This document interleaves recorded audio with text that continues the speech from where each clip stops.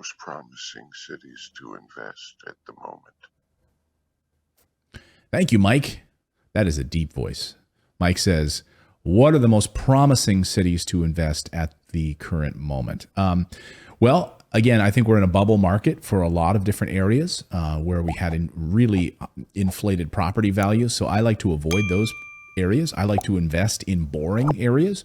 I like to invest in areas that do not make the headlines of the Wall Street Journal and CNBC and other places. So I want to avoid San Francisco. I want to avoid Vegas. I want to avoid Phoenix. I want to avoid Vancouver. I want to avoid, on and on the list goes, New York City, Miami.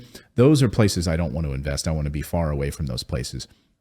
I can only speak to what our team does in our research. So before we begin building properties in any one of our markets, we spend a long time, well over a year, analyzing market data, seeing if there's population increasing, crime decreasing, jobs increasing, if it's favorable for taxes, is it a landlord-friendly state? What does the property management situation look like there? Do we have great property management teams that we can work on? So all of that I have to look at as the criteria here, Mike, before I ever make a decision more deeply about a property, okay?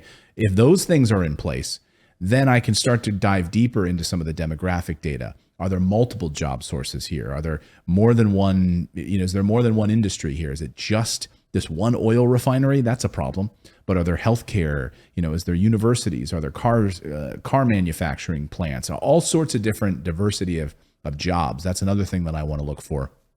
I would say, Mike, where we are building our properties right now is one of the best areas in the country in West Texas. Texas is probably the most landlord-friendly state in the country from a landlord protection perspective.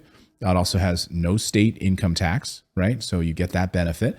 Has great school districts where we're building.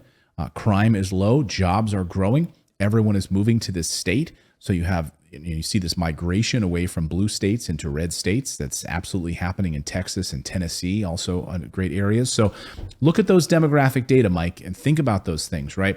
Low crime, appreciation, job growth, diversity of jobs, property management. Is it a landlord-friendly state? What does the overall crime category look like? What is the weather infrastructure? What does the overall infrastructure look like? Highways and bridges and roads and communities that are able to expand. So those are all things to consider, Mike. We have a great website. If you go to morrisinvest.com, MORRIS, we have tons of great blog posts and resources there for you to become a more intelligent real estate investor. I would encourage you to go there, read them.